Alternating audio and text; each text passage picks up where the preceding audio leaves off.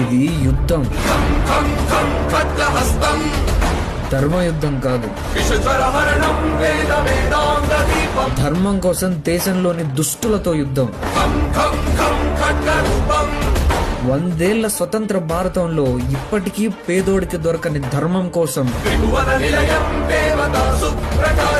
కళ్యాణ్ తలకెత్తుకున్న కలియుగ యుద్ధం. పేదోడికి ఒకలాగా పెద్దోడికి ఒకలాగా పనిచేసే వ్యవస్థ మీద పవన్ చేస్తున్న పొలిటికల్ యుద్ధం.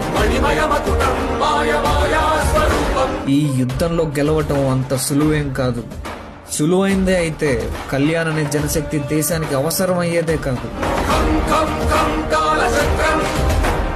సకల దిశయ సంగ్రామ దూతం నమామి.